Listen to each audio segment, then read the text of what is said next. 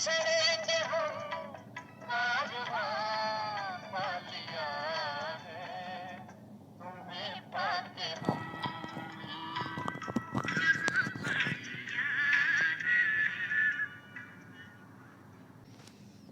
ओम शांति, ओम शांति, ओम शांति। तो देखिए आज बाप दादा दिवाली पर हमें क्या संदेश दे रहे हैं। बाप दादा बोल रहे हैं, मीठे बच्चे अभी तुम्हें दिव्य दृष्टि मिली है। तुम जानते हो यह पुरानी दुनिया खत्म होनी है, इसीलिए इससे ममत्व मिटा देना है, पूरा पूरा बलि चढ़ना है ना। ये पुरानी दुनिया, तो जैसे हम नया घर बनाते हैं तो पुराना घर हमें अच्छा नहीं लगता है ना। जब हमें पता है कि इतना सुंदर नया घर मिल रहा है तो हमें पुराने घर से अपना ममत्व निकाल देना चाहिए, तभी तो हम नए घर जा पाएंगे ना। तो जा ही नहीं पाएंगे, जिस वक्त जाने का दिन आएगा उस वक्त हम मिस कर जाएंगे। प्रश्न है, जो अविनाशी बाप पर पूरा बलि चढ़े हुए बच्चे हैं उनकी निशानी क्या होगी?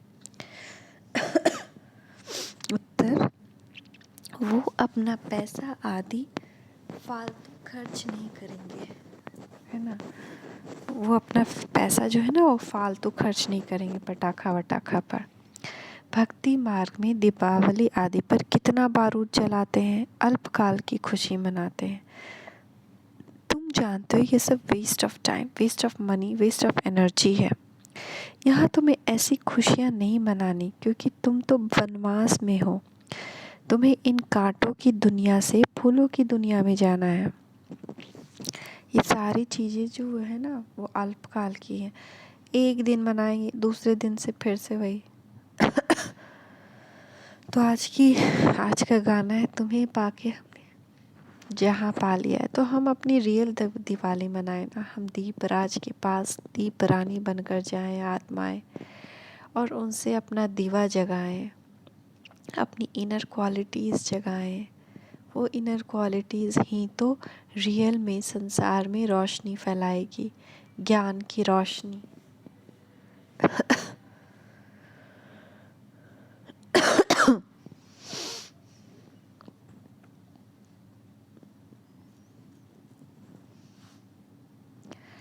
ओम शांति। मीठे मीठे बच्चों ने गीत का अर्थ समझा।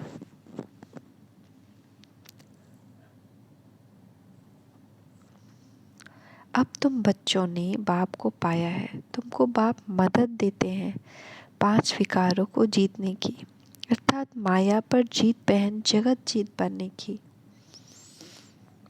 सारी जगत सारी दुनिया को कहा जाता है। बच्चे जानते हैं हम सारे जगत के मालिक बनने वाले हैं। मालिक कब बनेंगे? जब रावण राज्य पूरा हो जाएगा। रावण को वर्ष वर्ष चलाते हैं क्योंकि संगम युग पर बाप आकर आत्मा का दीवा जगाए सत्युग का मालिक बनाते हैं। तो बाबा बता रहे हैं हम कब मालिक बनेंगे? जब ये रावण राज्य पूरा हो जाएगा। मगर हम रावण को तो हर बार जलाते हैं। क्यों जलाते हैं? क्योंकि सत्युग पर ही आत्मा का दीवा जगाए थे बाबा, सत्युग का मालिक बनाए थे। इसलिए दशहरे के बाद दिवाली के दिन मनुष्य बहुत अच्छे अच्छे कपड़े पहनते हैं, मगर एक्चुअली क्या हुआ था दिवाली में कि जब हमारा दीवा जगा, जब हम संपूर्ण हो गए, तो हमने मुझ आत्मा ने इस तन का कपड़ा चेंज किया, इस आत्मा का कपड़ा चेंज हुआ है। इस कपड़े से वो देवी देवता के कपड़े में गए, इसीलिए नए कपड़े पहनते हैं। दशहरे के बाद अक्सर करके लक्ष्मी नारायण राधे कृष्ण और देवियों के मंदिर में जाते हैं, तो वो लक्ष्मी नारायण के टेम्पल में जाते हैं। क्यों? क्योंकि नए कपड़े पहनते। तो ये सारी चीज़ें जो सब मिक्स हो गई हैं ना, सब भूल गए हैं। क्योंकि वो तो सतयुग की बात है ना, कि जब आत्मा कम संपूर्ण हो गई, उसका दीवा जग गया। तो जब उसका दीवा जग गया तो उसने अपना कपड़ा चेंज किया और उसने लक्ष्मी नारायण के समान एक सुंदर तन पाया। और वो किस राज्य में गई? लक्ष्मी नारायण के राज्य में गई। तो इस वजह से दिवाली मनाते हैं, क्योंकि दशहरा यानी रावण जला संगम युग पर, यानी हमने अपने विकारों पर जीत पाई। फिर नए कपड़े पहनकर लक्ष्मी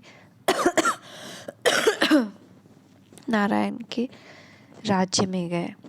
परंतु देवियों को और लक्ष्मी नारायण को जानते नहीं, मगर कोई ये नहीं जानता है कि क्यों ऐसा हम करते हैं। सब सोचते हैं इससे धन मिलता है। एक्चुअली हमें धन की प्राप्ति होती है, वैभव की प्राप्ति होती है ना। तो लक्ष्मी नारायण का पूजा करने से नहीं, लक्ष्मी नारायण की तरह बनने से। देवियां हैं शिव शक्तियां, ब्राह्मणियां। देवियों के हाथ में अस्त्र शस्त्र दिखाते हैं, वास्तव में देवियों के हाथ में कोई अस्त्र शस्त्र नहीं, वे तो गुप्त है। तो हमारे हाथ में अस्त्र शस्त्र कौन से हैं?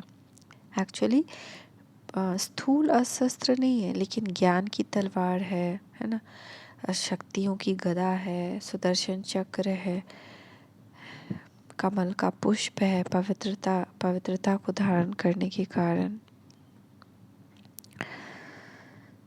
तो वो गुप्त है। रावण पर जीत पाते हैं तो तुम्हारी आधा कल्प के लिए खुशियां कायम हो जाती है। अभी तुम खुशियां नहीं मनाएंगे, यह कोई दीपमाला थोड़ी है, क्योंकि यह तो आज दीवे जलाते कल बुझ जाते हैं। दशहरा भी हर वर्ष मनाते हैं, है ना। तो ये कोई सच्ची दिवाली दशहरा नहीं है। सच्चा दशहरा तो है खुद के अंदर का रावण को जलाना, और सच्ची दिवाली है अपनी आत्म ज्योति को जलाना। हम आत्मिक स्थिति में आ जाएं कंटिन्यूअस, तभी हमारा नया कपड़ा मिलेगा और लक्ष्मी नारायण के राज्य में जाएंगे। तो इसका असली मतलब ये है, मगर हम भूल गए हैं। तो वो हमको हमेशा याद करना है और याद दिलाना है ना। तो तुम ब्राह्मण कोई अपने घरों में दीपक नहीं जलाते हो, मंदिरों आदि में तो दीपक बिजलियाँ आदि जलाते हैं। मनुष्य नहीं जानते कि दीपमाला दशहरा क्या है। उस समय सारा भारत ही नया होता है। तो हम लोग तो अभी नया नया कपड़ा पहनते हैं, घर की सफाई करके उसको नया जैसा बना लेते हैं, पर एक्चुअली उस समय तो पूरा भारत ही नया होगा, सतयुग होगा, सब कुछ नया, प्रकृति नई। तो यहाँ पे तो झूठ मूठ का मनाते हैं।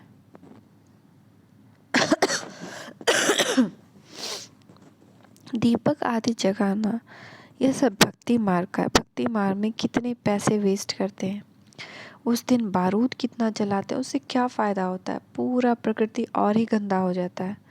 Waste of time, waste of money, waste of energy करते रहते हैं। यह है फॉरेस्ट ऑफ थॉर्न्स, कांटों का जंगल है ये। सब जंगली बन गए हैं। तुम भी पहले ऐसे थे, कुछ भी नहीं समझते थे, तो हम भी तो ऐसे ही थे, कितना खर्चा करते थे। सत्युग में फजूल खर्चा नहीं करेंगे। तो यहाँ बहुत फजूल खर्च है। वहाँ पे ऐसे कोई त्यौहार नहीं मनाते हैं कि दिवाली में, वहाँ पे हर एक दिन ही त्यौहार है, हर दिन ही नाचते गाते झूमते खुशियाँ मनाते हैं, हर दिन ही रास होता है वहाँ। ये स्टार्ट होता है द्वापर युग से।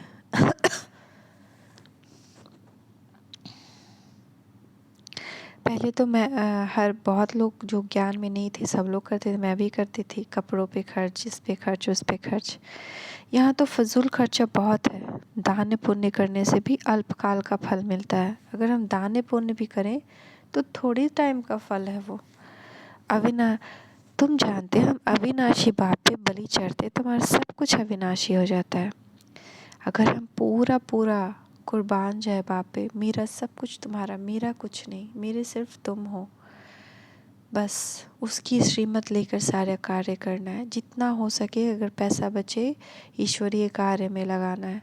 तो इससे क्या होता है, इससे हम जो अभी मान लीजिए करोड़ों किसी का, वो तो डूब जाएगा पानी में, मगर ईश्वरीय सेवा में लगाएंगे तो उसका पदम गुना हमें फ्यूचर में मिलेगा। पुराना शरीर छोड़ नया लेते हैं। तुम बच्चों ने मोहजीत राजा की कथा तो सुनी है ना। तो मोहजीत राजा का कथा सुने है ना। एक राजा था, उसके राज्य में सब मोहजीत थे। तो एक ऋषि था, उसके जंगल में एक बार एक राजा का बेटा जो था, वो रास्ता भटक गया तो ऋषि के यहाँ पहुँचा। तो ऋषि को उसने अपना परिचय दिया कि वो मोहजीत राज्य से आया है। तो ऋषि को बड़ा आश्चर्य हुआ। तो बोला कि वो परीक्षा लेगा, और परीक्षा लेने के लिए वो कहा कि तुम अपना कपड़ा हमको दे दो। तो उसका कपड़ा वो क्या किया, खून से लथपथ करके उसको ले गया।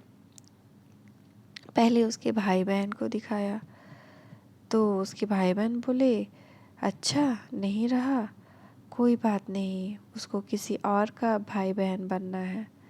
फिर उसकी राजा को दिखाया, तो राजा भी वैसे ही नॉर्मली रिएक्ट किया, अच्छा नहीं रहा, कोई बात नहीं, उसको राज्य नहीं मिलना था, दूसरे बेटे को मिलेगा, वो कहीं और अपना यात्रा कर रहा है आत्मा।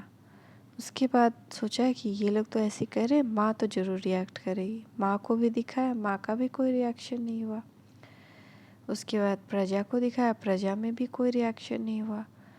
तब जा कर के ऋषि को विश्वास हो गया कि सच में यहाँ सब लोग मोह जीत है। तो फिर वो सबको बताया कि नहीं, वो झूठ बोल रहा था, सब कुछ ठीक है। तो उसी का बाबा कह रहे हैं कि तुम बच्चों ने मोह जीत राजा की कथा तो सुनी है ना। यह कहानी सतयुग के लिए नहीं है, क्योंकि वहाँ अकाले मृत्यु नहीं होती। यह सिर्फ मिसाल देने के लिए कहानी बनाई है कि उस समय सब नष्टो मोहा मोह जीत रहते हैं। तो सतयुग में ऐसे ही सब नष्टो मोहा मोह जीत रहते हैं। वहाँ अकाले मृत्यु नहीं होती। वहाँ देश छोड़ने के लिए आकाशवाणी होती है कि अब तुम्हारा तन बूढ़ा हुआ, 200 वर्ष के करीब, 200 से 250 वर्ष के करीब वहाँ सब रहते हैं।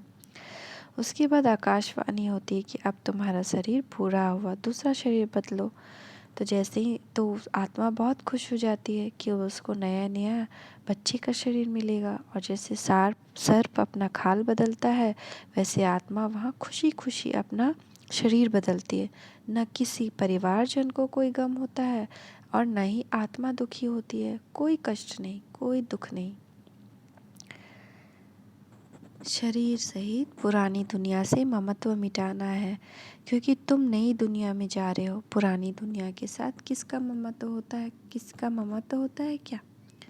इसको बेहद का संन्यास कहा जाता है। सिर्फ बाबा यह नहीं कहते कि देह से मत मिटाओ, परंतु जो भी आँखों से देखते हो सबको भूलो, क्योंकि अब दिव्य दृष्टि मिली है कि सब खत्म होना है। पुरानी दुनिया विनाश हुई पड़ी है और नया विश्व बनेगा। तो जब बाबा भी ब्रह्मा बाबा को भी, जब बाबा शिव बाबा पहली बार मिले थे, तो उन्होंने भी उनको सबसे पहले विनाश का दृश्य और फिर नई सृष्टि का दृश्य दिखाया था। और मैंने भी देखा, मुझे भी बाबा ने दिखाया था कि कैसे सब सारे सगे संबंधी सब ख़त्म हो जाएंगे। मैंने खुद अपनी मृत्यु भी देखी। तो जब हम जानेंगे कि हम सबको ख़त्म ही होना है, तो हम झूठ मूठ का क्यों इन सब से लगाव रखें। मैं आपको वो दृश्य दिखाती हूँ। पुरुषोत्तम संगम युग। मीठे बच्चे, आओ तुम्हें संगम युग दिखाता हूँ।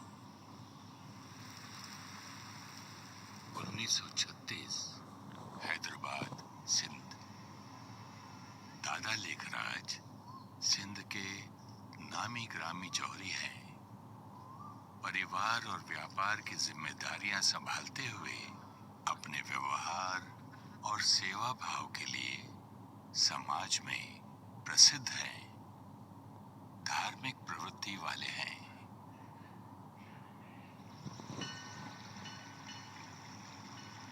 एक दिन दादा बनारस में हैं।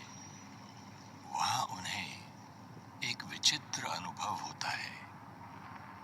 उन्हें युद्ध, हिंसा, प्राकृतिक आपदाएं, बीमारी के दृश्य दिखाई देते हैं।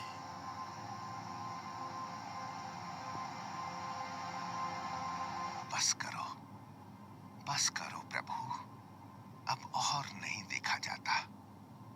अपना क्षमा स्वरूप दिखाओ प्रभु।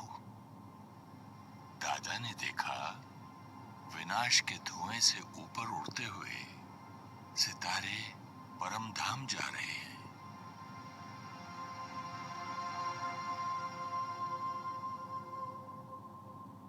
कुछ दिन बाद राजा मूलचंद के शरीर छोड़ने पर दादा को आत्मा का साक्षात्कार होता है।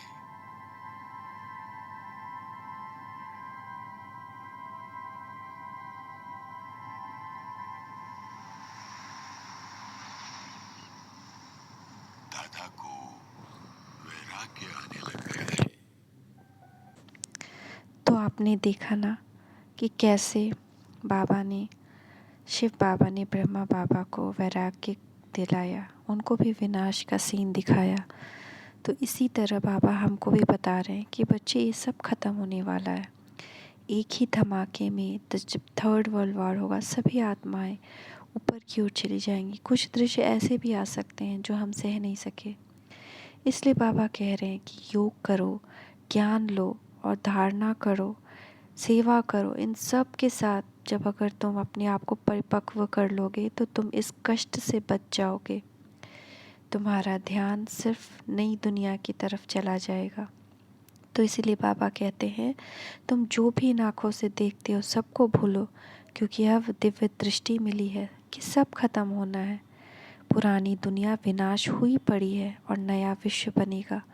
शिव बाबा हमको राज्य देते हैं। शिव बाबा का नाम सदैव शिव है, क्योंकि उनको अपना शरीर तो है नहीं। ब्रह्मा विष्णु शंकर को भी अपना शरीर है, वह है ऊपर। अमरनाथ अमर बनाने की कथा सुनाते हैं, अमर लोक में ले जाने के लिए, है ना, इसलिए उनका अमरनाथ नाम है। पार्वती हम हैं, तो हम सबको ये कथा सुना रहे हैं। तुम बच्चे अभी फूल बन रहे हो। कांटों को फूल बनाने में मेहनत तो लगती है। यहाँ तो सब कांटे हैं, एक दूसरे को कांटा लगाते रहते हैं, बात मत पूछो, है ना। तो हम सब कैसे थे, किसी न किसी को दुख देते थे, अपने व्यवहार से, अपने बोल से, जाने अनजाने दुख ही पहुँचता था। तो अब बाबा हमें फूल बना रहे हैं। तो बाबा कहते हैं तुम्हें अब किसी को कांटा नहीं लगाना है, काम कटारी नहीं चलानी है। यह काम की हिंसा आदि मध्य अंत दुख देती है। ये काम जो है ना, वो किसी भी टाइम हो वो दुख ही देता है। वैसे तो किसको मारो तो जान ख़त्म हो जाते हैं, यहाँ तो जन्म जन्मांतर दुखी होते हैं। अगर किसी को जान से मार डालो तो वो उसी वक्त मरता है, लेकिन काम कटारी से मारो तो वो जन्म जन्मांतर हर जन्म मरता ही रहता है। बाप कहते हैं अभी तुम्हें काम कटारी नहीं चलानी है। अभी तुम दशहरा मना रहे हो, फिर दिवाली हो जाती है। सत्युग में दिवाली नहीं मनाएंगे, वहाँ लक्ष्मी स्वयं राज्य करती है, फिर उसकी बैठ पूजा नहीं करेंगे। मनुष्य जो मंदिरों में रहते हैं वह देवताओं की बायोग्राफी को नहीं जानते। तुम बच्चे जानते हो, तुम बच्चे हो रूप वसंत। बाप कहते हैं मैंने भी शरीर धारण किया है, परंतु मेरा धारण करने का तरीका अलग है। मतलब वो जन्म नहीं लेते। अभी हमको दीपावली की खुशी नहीं होती, क्योंकि हम वनवास में हैं। हम पियर घर यानी शांति धाम से ससुराल यानी सुखधाम घर जाते हैं। बाबा ने कहला भेजा है 108 चत्ती वाला कपड़ा पहनो तो देह अभिमान टूट जाएगा। इस समय तुम कांटों की दुनिया के फूलों में की दुनिया में जा रहे हो। तो पता नहीं ये मैंने पहली बार सुना है 108 चत्ती वाला कपड़ा। तो देखूँगी क्या होता है। इस समय तुम कांटों की दुनिया से फूलों की दुनिया में जा रहे हो। कहते हैं पढ़ेंगे लिखेंगे तो होंगे नवाब, ये अभी की ही बात है, मगर देखो ये कितना ज़्यादा चलन में था, है ना। बाप कहते हैं मैं तुमको नर से नारायण बनाता हूँ तो पुरुषार्थ ऊंच करना है। जब मैं पढ़ाता हूँ तो क्यों पद खराब करते हो, माता पिता को क्यों नहीं फॉलो करते हो। बाबा ने साक्षात्कार कराया है कि जो अच्छी तरह पढ़ेंगे वह डायनेस्टी में आएंगे। तुम जानते हो हम पढ़ते हैं स्वर्गवासी बनने के लिए।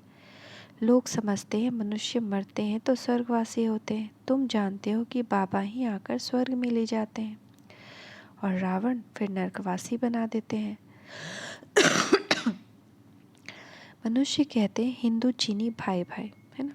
एक्चुअली हिंदू चीनी भाई भाई कहते हैं ना, फिर एक दो को दुख देते रहते, फिर एक दूसरे को ही अटैक करते रहते हैं बार बार। तुम जानते हो माता पिता से सुख घनेरे मिल रहे हैं, फिर धीरे धीरे कला कमती होती जाती है। कहते हैं चढ़ती कला सर्व का भला। तो अभी सबका भला होता है, कोई नरक से निकल स्वर्गवासी बनते हैं तो कोई शांति धाम निवासी बनते हैं, तो भला हो गया ना। सत्युग में कोई दुख देने वाली चीज़ होती ही नहीं। बड़े आदमियों का फर्नीचर भी बढ़िया होता है, वहाँ दुखदाई जानवर आदि होते नहीं, क्योंकि फर्नीचर अच्छा चाहिए, उसको हेवन कहा जाता है ना।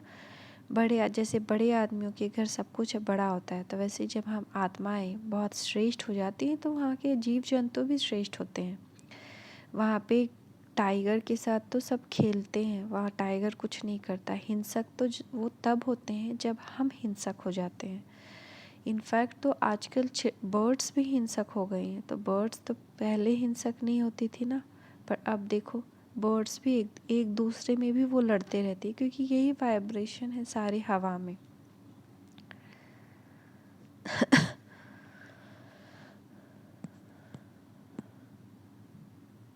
तो अल्लाह आप अव्वल दिन अर्थात आदि सनातन देवी देवता धर्म स्थापन करते हैं। तो बाप सेकेंड बाय सेकेंड में वैकुंठ का मालिक बना देते हैं।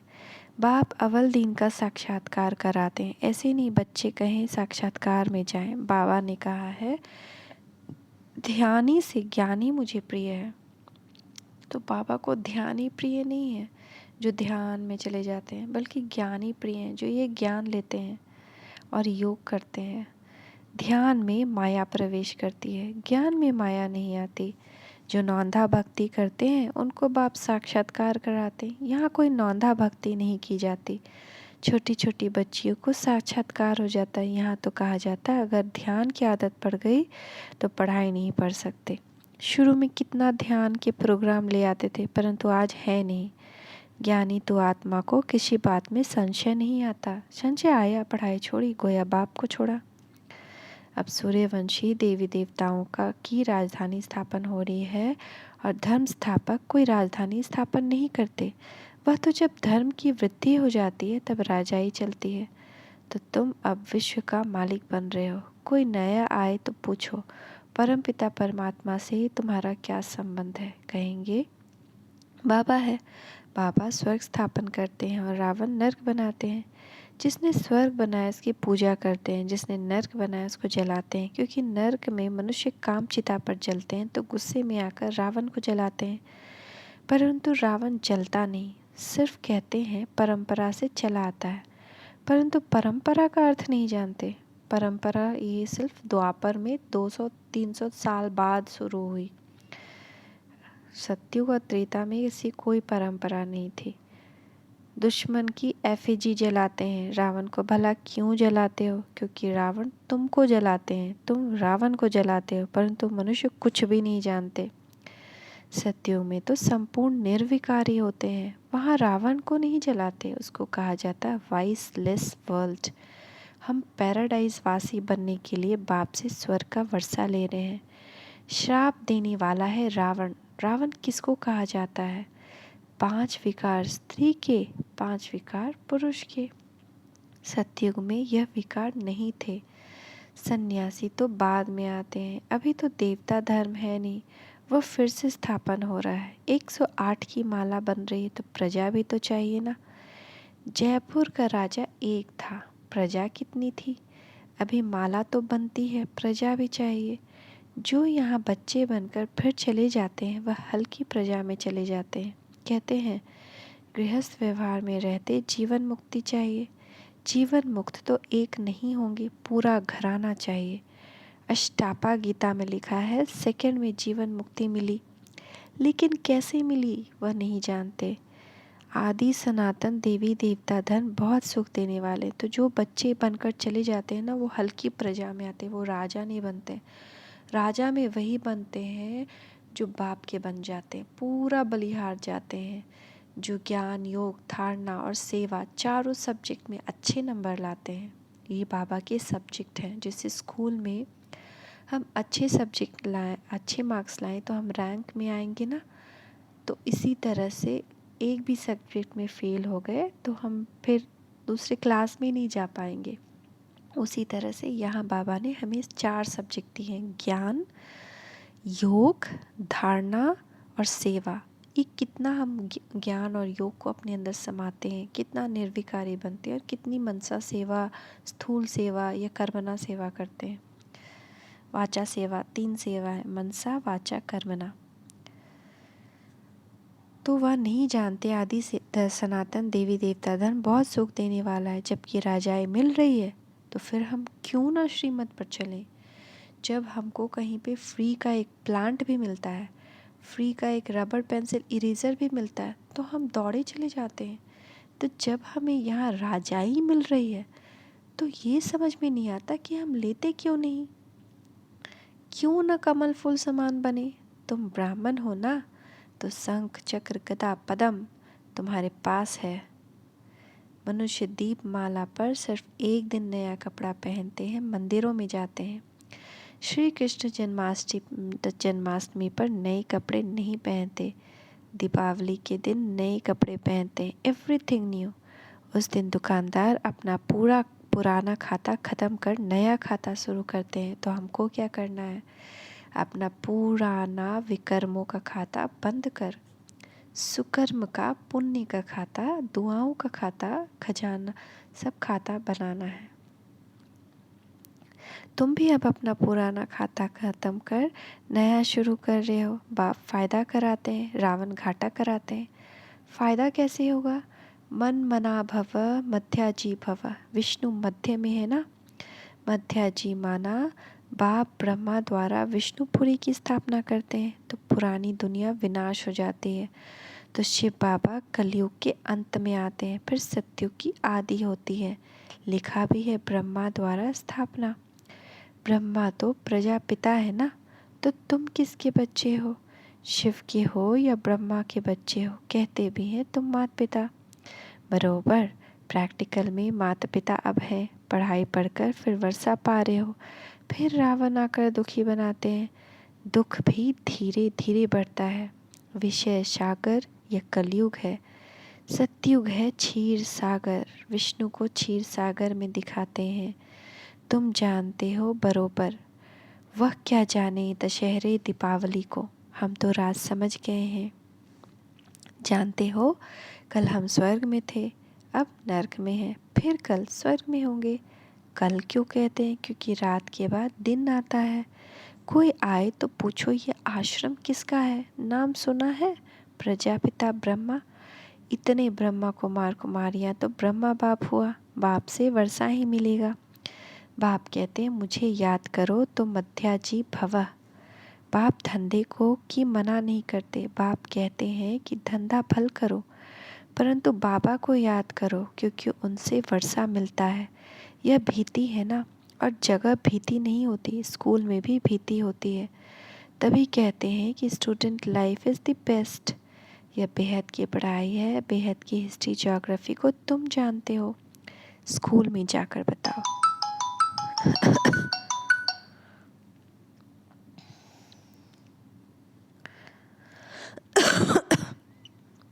स्कूल में जाकर बताओ कि बेहद की हिस्ट्री ज्योग्राफी क्या है। उनको कहना कि आप तो हद की हिस्ट्री ज्योग्राफी पढ़ाते हो। हम आपको लक्ष्मी नारायण की बेहद की हिस्ट्री ज्योग्राफी बताएं कि लक्ष्मी नारायण ने यह पद कैसे पाया। आगे चल तुमको कॉलेजों में भी निमंत्रण मिलेंगे। यह है ईश्वरीय विश्वविद्यालय, वह है स्पिरिचुअल फादर, तो रूहों को स्पिरिचुअल नॉलेज देते हैं, निराकार साकार में आकर सुनाते हैं। श्री कृष्ण की तो इसमें कोई बात नहीं, किसी बात को समझते नहीं, सूत मुंझा हुआ है, स्वतंत्र होना चाहते हैं परंतु झगड़ा बढ़ता ही जाता है। कहते हैं फ्रीडम चाहिए, सच्ची सच्ची फ्रीडम तुमको मिलती है रावण से। भारतवासी समझते हैं कि हमने क्रिश्चियन से फ्रीडम पाई, परंतु फ्रीडम है कहाँ। फ्रीडम तुमको मिलती है इंडिपेंडेंट राजाई। गीत सुना है ना, तुम मिले तो धरती आसमां सागर सब हमारा हो जाता है, उसमें हदें हैं नहीं। अच्छा, मीठे मीठे 5000 वर्ष बाद फिर से मिले हुए वर्षा पाने वाले बच्चों प्रति माता पिता बाप दादा का याद प्यार गुड मॉर्निंग। रूहानी बाप की रूहानी बच्चों को नमस्ते। रूहानी बच्चों की रूहानी माता पिता बाप दादा को याद प्यार गुड मॉर्निंग, नमस्ते मेरे मीठे बाबा, शुक्रिया बाबा शुक्रिया। धारणा के लिए मुख्य सार, माता पिता को पूरा फॉलो कर पढ़ाई में उच्च पद पाना है। इस दुनिया में कोई भी शौक नहीं रखना है, वनवास में रहना है। इन आँखों से जो दिखाई देता है उसे देखते हुए भी नहीं देखना है। पूरा नष्टो मोहा बनना है, संगम पर कुछ भी वेस्ट नहीं करना है। वरदान, अपने ऑक्यूपेशन की स्मृति से सेवा का फल और बल प्राप्त करने वाले विश्व कल्याणकारी भव। अपने ऑक्यूपेशन की स्मृति से सेवा का फल और बल प्राप्त करने वाले विश्व कल्याणकारी भव। कोई भी काम करते अपना ऑक्यूपेशन कभी नहीं भूलो। जैसे पांडवों ने गुप्त वेश में नौकरी की लेकिन नशा विजय का था, ऐसे आप भल गवर्नमेंट सर्वेंट हो, नौकरी करते हो लेकिन नशा रहे कि मैं विश्व कल्याणकारी हूँ, तो इस स्मृति में स्वतः समर्थ रहेंगे और सदा सेवा भाव होने के कारण सेवा का फल और बल मिलता रहेगा। गाया हुआ है, भावना का फल मिलता है, तो आपकी सेवा भावना अनेक आत्माओं को शांति शक्ति का फल देगी। भावना का फल मिलता है तो आपकी सेवा भावना अनेक आत्माओं को शांति और शक्ति का फल देगी। कितना सुंदर है स्लोगन। गॉडली स्टूडेंट स्वरूप सदा स्मृति में रहे तो माया आ नहीं सकती। गॉडली स्टूडेंट स्वरूप सदा स्मृति में रहे तो माया आ नहीं सकती। ओम शांति, ओम शांति, ओम शांति।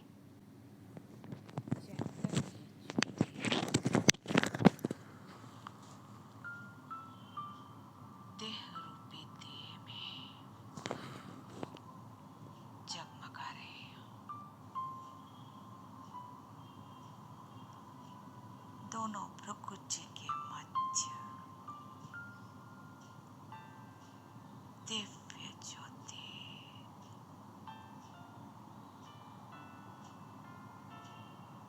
मुझ ज्योति का संबंध परम ज्योति से है।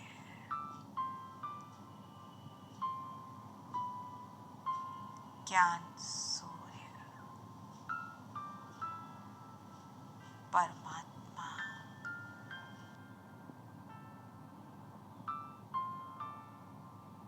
शिव बाबा का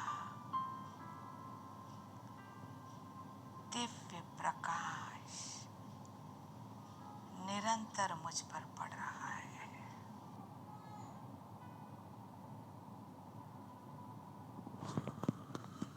मैं ज्ञान घृत से भरपूर